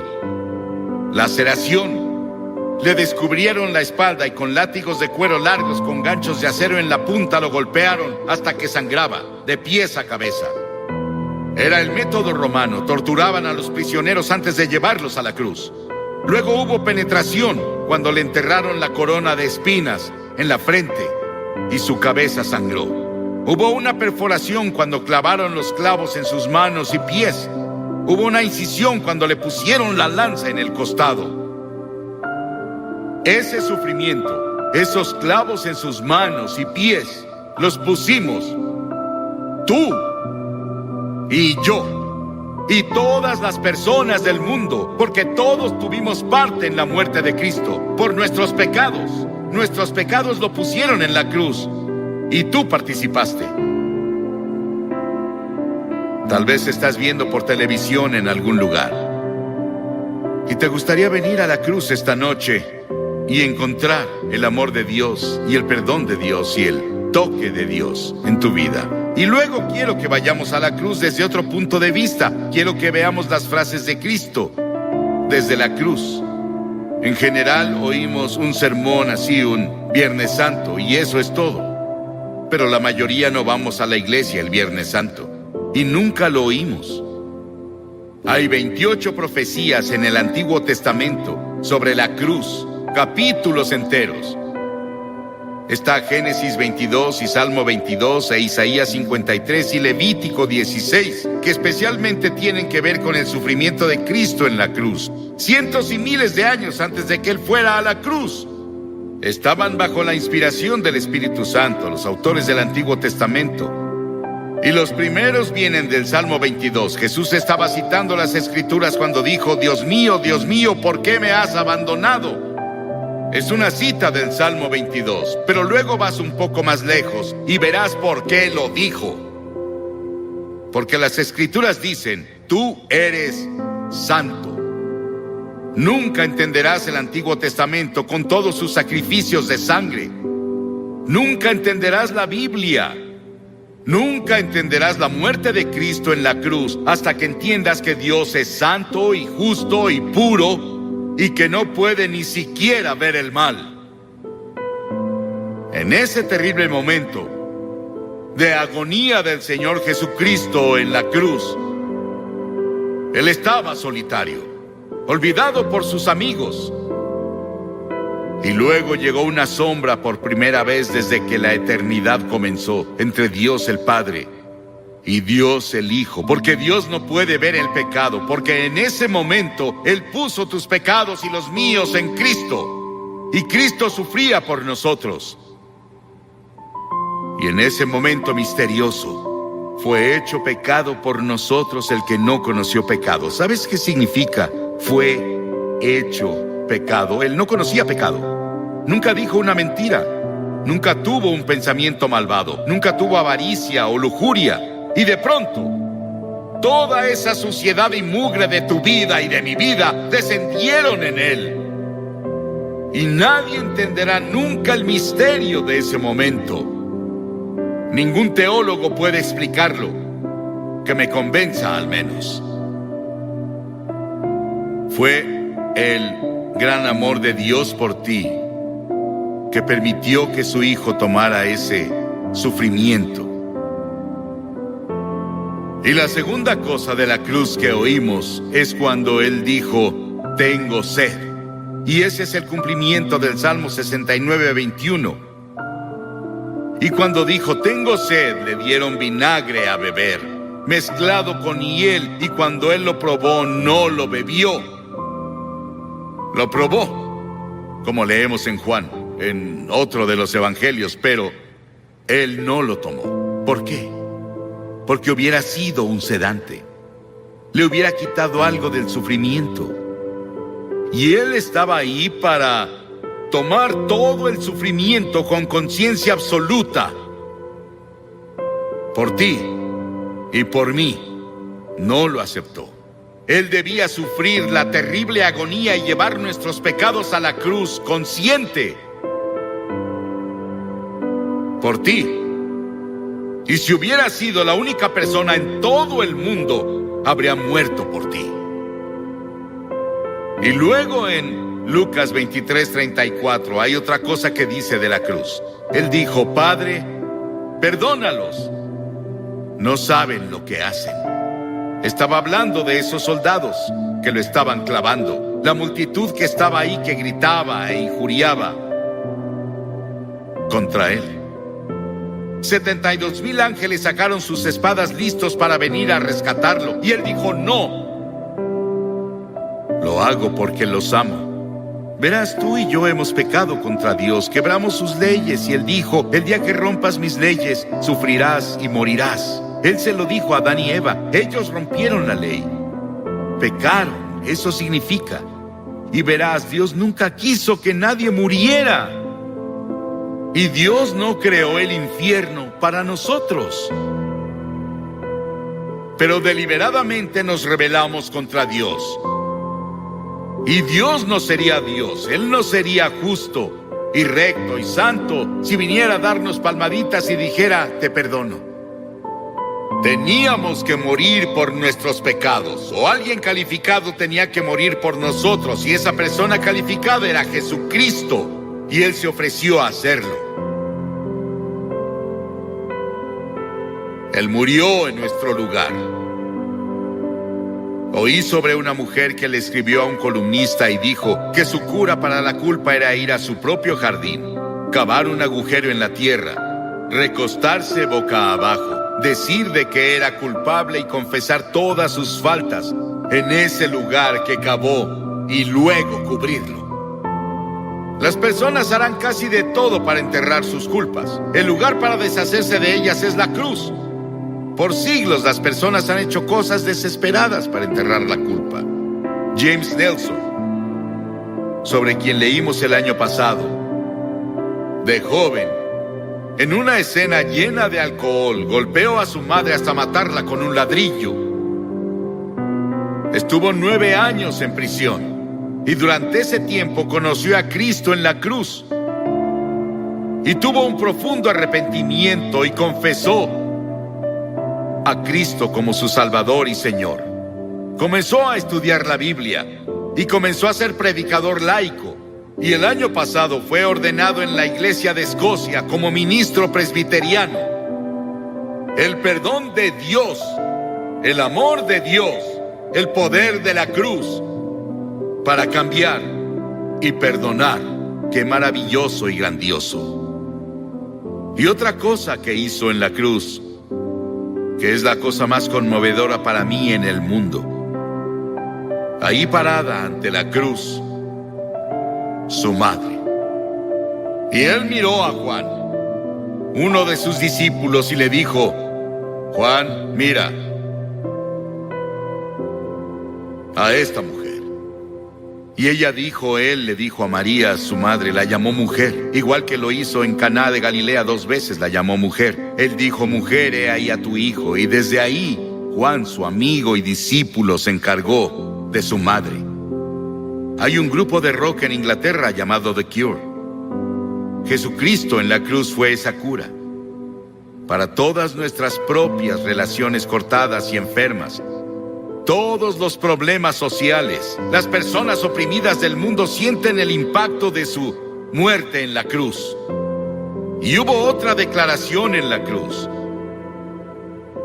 Él dijo, consumado es, terminé. ¿A qué se refería? En Juan 17 él dijo, he terminado el trabajo que me diste a hacer. Dios le dio un trabajo a hacer y el trabajo era morir en la cruz.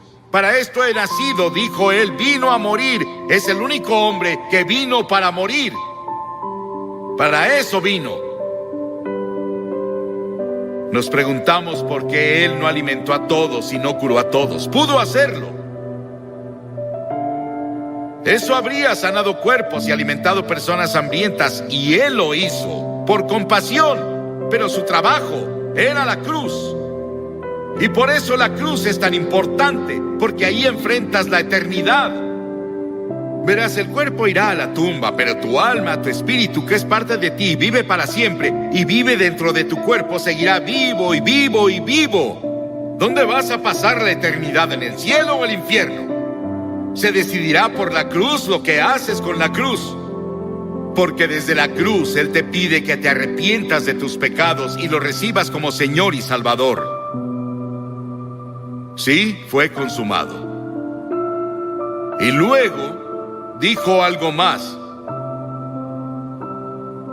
En Lucas 23, y cuando Jesús había clamado en voz alta, dijo, Padre, en tus manos encomiendo mi espíritu. He visto a personas morir. Bastantes personas morir. Oigo su estertor de muerte en su garganta. Pero no hubo estertor de muerte en la garganta de Jesús. No le quitaron la vida a Él. Él la entregó voluntariamente y dijo en voz alta, noten que es voz alta, dijo, te encomiendo mi espíritu. En tus manos, Señor, encomiendo mi espíritu. Él entregó su espíritu a Dios el Padre. Y al decir esto, Él nos otorgó a cada uno de nosotros la posibilidad del regalo de la vida eterna. Puedes tener vida eterna esta noche. Estábamos perdidos, confundidos, sin un propósito ni significado en la vida, sin seguridad de una vida futura. Y Jesús desde la cruz nos alcanzó por la muerte y nos rescató. Y le decimos hoy, Señor y Salvador. ¿Estás seguro de que Él es tu Señor y tu Salvador? Miles de personas van a la iglesia, pero no están seguros de si han entregado sus vidas a Cristo. Y luego al final hubo una declaración que le hizo al ladrón en la cruz. Las masas abajo gritaron, si eres el Hijo de Dios, baja y sálvate tú. Y otros le decían, salvó a otros, pero no puede salvarse él. Se burlaban, abucheaban, se reían. Y ambos ladrones lo criticaban. Verás, él estuvo en la cruz por 6 horas. Y las 3 primeras horas, ambos lo estaban criticando y burlándose de él, como las multitudes abajo. Pero uno de los ladrones comenzó a ver. Ambos eran culpables. Ambos merecían morir según las leyes romanas. Pero uno de ellos comenzó a ver a Jesús y comenzó a ver algo que no había visto nunca antes. Él vio que Jesús era diferente y comenzó a decirse, debe ser el Hijo de Dios, debe ser el Señor. Y reprendió al otro ladrón diciendo, ¿no temes a Dios? Nosotros merecemos estar aquí, pero él no ha hecho nada malo. Luego se giró a Jesús y dijo, Señor. Y la palabra Señor significa mi Señor personal. Él dijo, Señor, acuérdate de mí cuando vengas en tu reino. ¡Qué acto de fe! Y Jesús dijo, ¿qué dijo Jesús? Hoy estarás conmigo en el paraíso. Y los ángeles del cielo atendían para ver quién sería el primero a quien llevaría al paraíso. Era un ladrón que merecía el infierno. El perdón y la misericordia de Dios va más allá de nuestra comprensión. No podemos casi ni expresarlo. Sí, ese ladrón estará en el cielo y vamos a verlo. Jesús lo llevó por la muerte en la cruz. 2 ladrones. ¿Cuál eres tú? ¿En qué cruz estás? ¿En la que se rechaza y se descuida, o incluso en la que se burla? ¿O en la que recibe y acepta? Te pido que hagas un compromiso con Cristo esta noche, así de simple. ¿Qué tienes que hacer? 3 cosas. Primero, debes arrepentirte de tu pecado. La palabra arrepentirse es cambiar. Cambiar tu forma de vida. Cambia tu actitud. Y no puedes hacerlo solo, pero Dios te ayudará si estás dispuesto.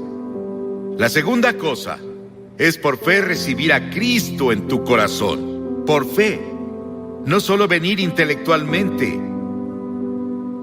El hombre no puede ir a Dios solo con su mente. Debe ir por fe, como un niño que confía en su padre o madre. Y en tercera, debes estar dispuesto a seguirlo y servirlo. No solo recibirlo, es ser su seguidor cada hora del día.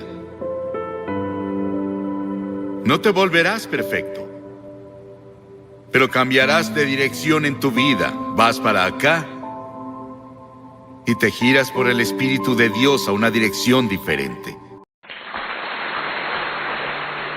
Ahora quiero que abra su Biblia en Mateo capítulo 2 del verso 9 al verso 11. Y ellos, habiendo oído al rey, se fueron. Y aquí la estrella que habían visto en el oriente iba delante de ellos hasta que llegando se detuvo sobre donde estaba el niño. Y al ver la estrella se regocijaron con muy grande gozo. Y al entrar en la casa vieron al niño con su madre María. Y postrándose lo adoraron. Y abrieron sus tesoros y le ofrecieron presentes: oro, incienso y mirra. La Navidad no es un mito, tampoco una tradición, ni mucho menos es un ensueño. Es una realidad gloriosa, es un tiempo de alegría. El pesebre de Belén se convirtió en el vínculo que unió un mundo perdido con un Dios amoroso. De ese pesebre vino un hombre que no solo nos enseñó una nueva forma de vivir, sino que nos introdujo a una nueva relación con nuestro Creador. La Navidad significa que Dios está interesado en los seres humanos, que Él nos ama tanto, que estuvo dispuesto a dar la vida de su único Hijo para que todo aquel que en Él crea no se pierda, mas tenga vida eterna. Pero ¿qué significa para ti la Navidad? ¿Qué significa para ti ese niño que nació en un pesebre? ¿Qué significa para ti ese momento glorioso donde Dios estaba permitiendo que su Hijo naciera de una virgen? ¿Sabes? Aquí estábamos leyendo la historia de unos magos que vinieron de Oriente a adorar a ese niño. Sin embargo, esos magos estaban un poco equivocados de dónde nacería el niño, porque ellos habían escuchado una antigua profecía que está en Números 24:17. Dice: lo veré, mas no ahora; lo miraré, mas no de cerca. Saldrá estrella de Jacob y se levantará cetro de Israel, y herirá las sienes de Moab y destruirá a todos los hijos de Set. Habían escuchado esa antigua profecía de un hombre llamado Balaam, y ellos habían escuchado que nacería esa estrella, un hombre singular, un hombre sin igual, un hombre que legislaría no solamente a Israel, sino a todo el mundo. Y habían venido a adorarle. Sin embargo, cuando ellos llegaron a Jerusalén, cuando ellos llegaron a la antigua Israel, llegaron justo al palacio del rey, porque ellos creían que ese rey del mundo iba a nacer en un palacio, porque ellos creían que ese Salvador, que esa estrella iba a nacer en medio de lujos, en medio de gran glamour, en medio de gran placer. Pero ese no era el plan de Dios. El plan de Dios era enviar a su Hijo y que tomara forma de siervo y hecho semejante a los hombres se hiciera obediente hasta la muerte y muerte de cruz. Que Jesús con su pobreza enriqueciera al mundo y escogió a una joven familia de Israel. un hombre descendiente de David que se llamaba José, que era justo y bueno, una joven virgen que solo quería hacer la voluntad de Dios. Dos personas que, aunque eran muy humildes de condición, estaban dispuestos a obedecer a Dios. Y escogió a esta joven pareja que venían de una condición muy humilde. Y quiero decirte que no importa cuán humilde seas, no importa en qué país vivas, no importa de qué raza, qué color de piel seas, si quieres hacer la voluntad de Dios y eres humilde, Él te escogerá y Él hará grandes cosas contigo. Y cuando llegaron los magos de Oriente y no encontraron al rey en el palacio, entonces preguntaron a los antiguos escribas, a los sabios de Israel. Les dijeron: hemos visto su estrella y hemos venido a adorarle.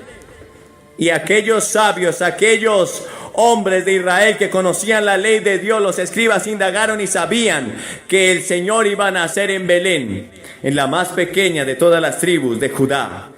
Así que los magos fueron despedidos por Herodes y les dijo Herodes: vayan y adoren a ese niño, búsquenlo, y cuando lo encuentren háganmelo saber para que yo también vaya y le adore. Así que los magos siguieron la estrella y la estrella se detuvo justo en un pesebre. No se detuvo en un palacio, no se detuvo en una gran mansión, no había allí un gran edificio. Simplemente había allí un pesebre, un lugar, un establo, donde habían vacas, donde habían animales domésticos. Allí fue el único lugar donde encontró esta familia para posar y para que su hijo pudiera nacer, porque en ningún lugar les habían dado habitación.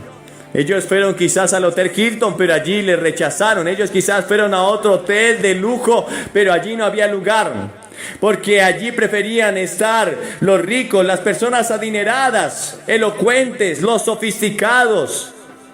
Pero no había espacio para Jesús. Yo quiero preguntarte, ¿hay espacio para Jesús en tu corazón? ¿Hay espacio para Jesús en tu vida? ¿Estás dispuesto a sacrificar a esos lujos, esos deseos pecaminosos para que Jesús entre en ti? Porque cuando María y José llegaron a Belén, no había espacio en los hoteles, no había espacio en ningún lugar para ellos.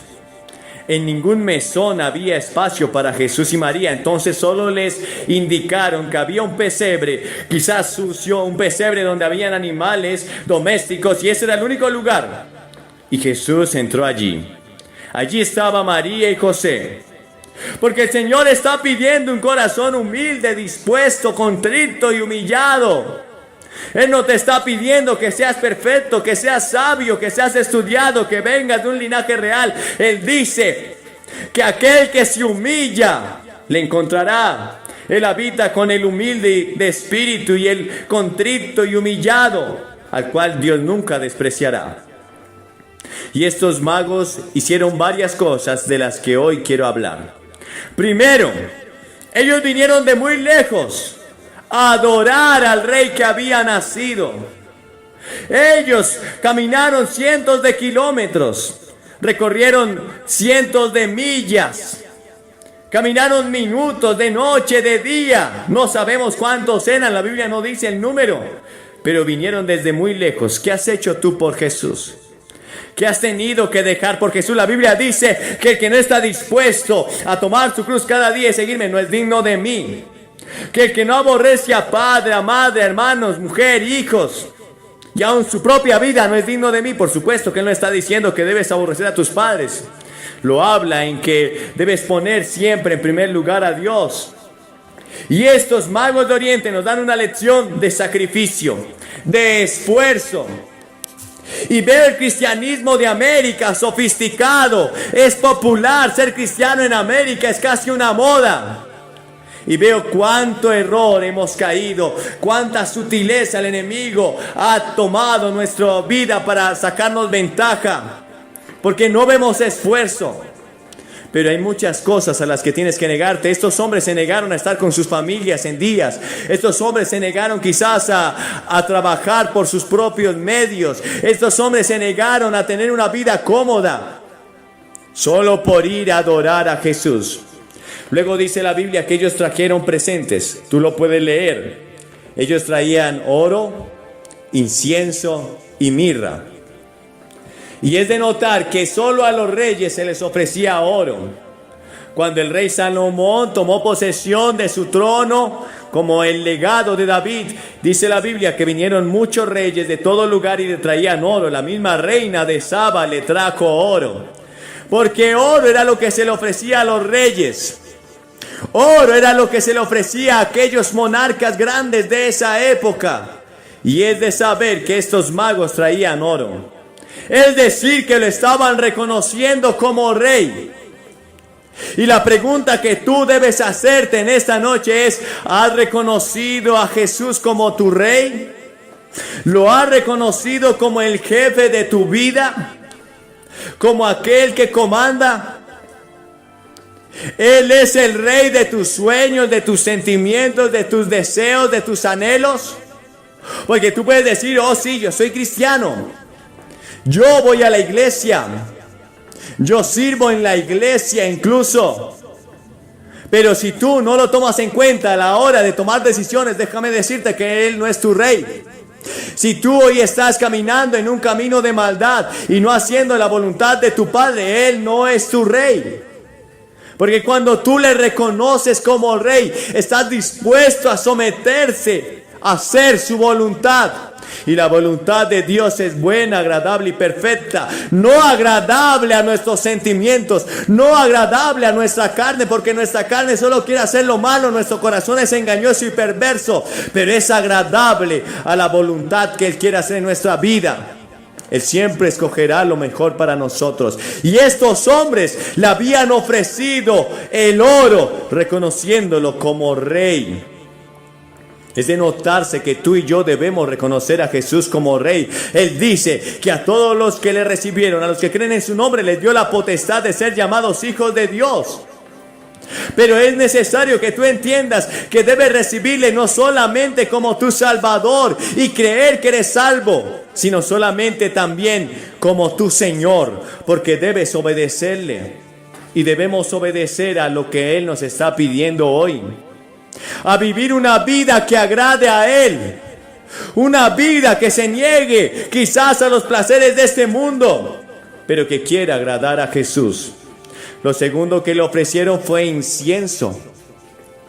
Y sabes, al antiguo Dios de Israel, a los antiguos dioses del mundo, se les ofrecía incienso. En los lugares altos ponían incienso, y a esas deidades antiguas se les ofrecía el incienso, reconociéndolos como dioses, aunque no eran dioses. Pero al Dios de Israel, al Dios único y verdadero, se le ofrecía incienso en el templo que había construido Salomón y luego en el templo que había construido el rey Herodes. Aún dice la Biblia en el Nuevo Testamento que Zacarías, el padre de Juan el Bautista, ofreció incienso. Porque solo el incienso se le reconocía a aquel que era Dios, y a Él solo se le podía ofrecer. Nadie más podía ofrecer incienso. Aun cuando los hijos de Aarón ofrecieron un fuego extraño, incienso, en una forma equivocada, cayeron muertos. Porque solo a Dios se le puede ofrecer incienso. Y cuando estos hombres dan incienso, le estaban diciendo a Jesús: te reconocemos como Dios. Aunque había nacido en un pesebre, aunque había nacido de una virgen, aunque estaba naciendo en una familia pobre, ellos le estaban diciendo: te reconozco como Dios. Y hoy tengo que preguntarte: ¿tú reconoces a Jesús como Dios? Porque estos magos que caminaron, que sacrificaron, que tomaron tiempo para venir a Él, que se habían negado a sí mismos, le estaban reconociendo como Dios. Y tú dirás: Billy, no sé a qué te refieres. Bueno, si tú reconoces a Jesús como Dios, debes reconocer que Él es igual en su deidad al Padre y al Espíritu Santo. No puedes reconocerlo como un profeta, no puedes reconocerlo como un gran hombre o un sabio. Ni siquiera puedes reconocerlo como algunos dicen, el Cordero de Dios, pero nada más. No, Él es Dios. Y ante Él se doblará toda rodilla de los que están en los cielos y la tierra, y toda lengua confesará que Jesucristo es el Señor. En el principio era el Verbo, y el Verbo era Dios, y el Verbo era con Dios. No podemos alejarnos de la realidad de que el mundo se ha secularizado Y la iglesia se está secularizando. Y las filosofías están caminando por los pasillos de las iglesias. Y mucha gente dice: yo soy cristiano, pero también creo en la evolución, pero también creo en la ciencia, y esa es mi religión. No puedes hacerlo. Si tú crees que Jesús es Dios, entonces Él es la palabra, y por la palabra de Él fueron hechos los cielos y la tierra. Si tú crees otra cosa, estás negando el poder de la palabra, y la palabra entonces no es suficiente para ti, y estás negando la deidad de Jesús como Dios.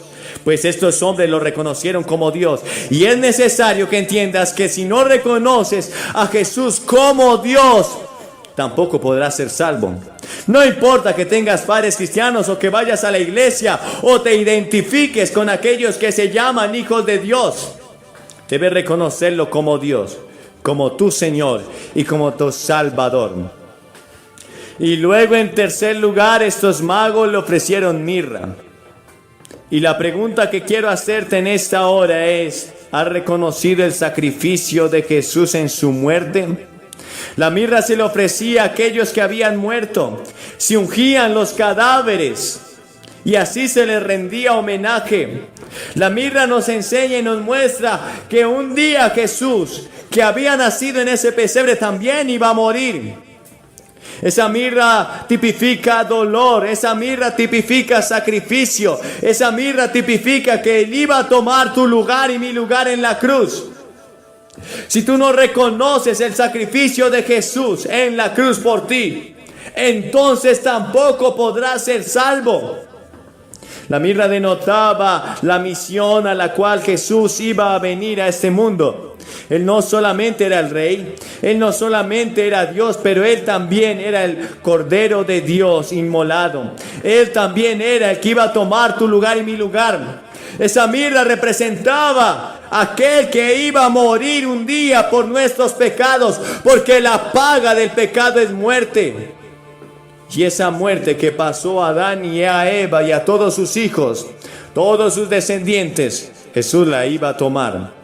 Hay tres clases de muertes: la muerte física, la paga del pecado y la muerte. Dios le dijo a Adán: si comes de ese árbol que te he dicho no comas, entonces morirás. Y el hombre comió y murió físicamente. Pero luego hay otra muerte, y es la muerte espiritual. Isaías 59:2 dice que a causa de nuestros pecados e iniquidades ha habido una separación entre Dios y los hombres. La muerte significa separación.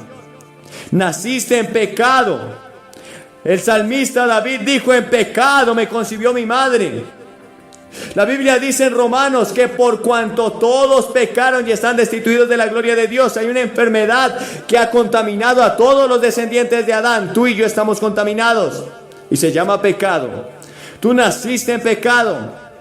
Nacimos y vivimos separados de Dios. Esa es la muerte espiritual.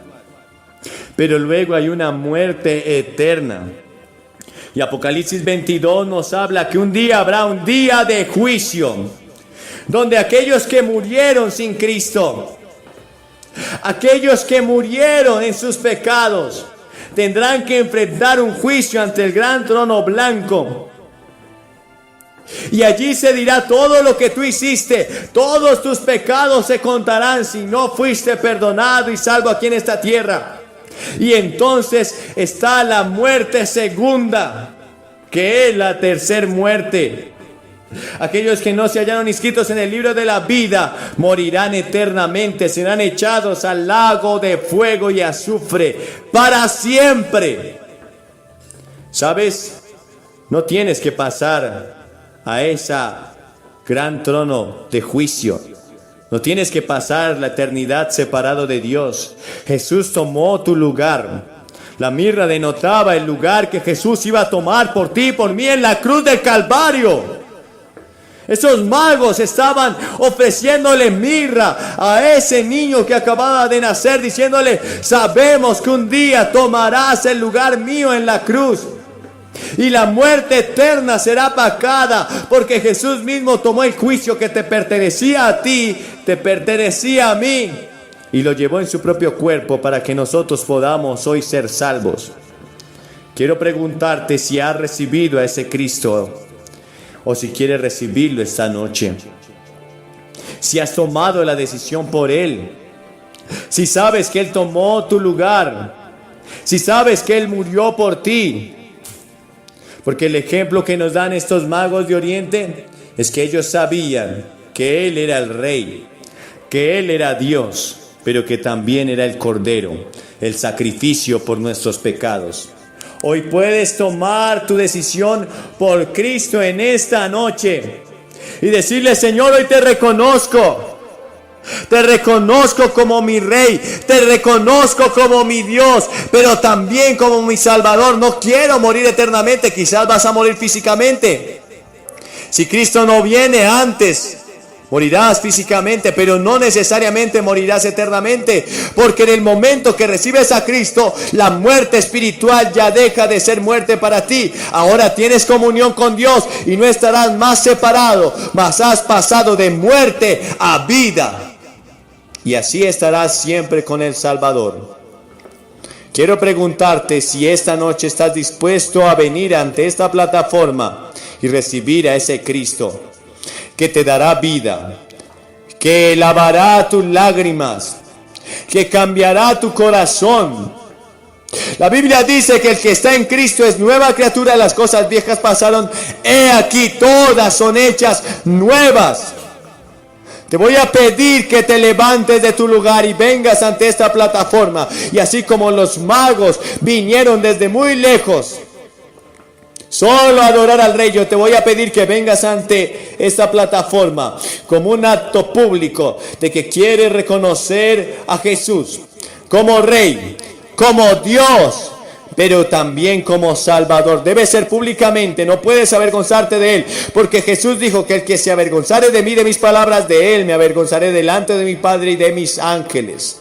Así que debe ser públicamente. Te paras aquí, vienes 2 minutos. Te daré unas palabras, oraré contigo, te daré algo de literatura y luego volverás. Buscarás una iglesia donde se predique la palabra y comenzará un tiempo de transformación total en tu vida.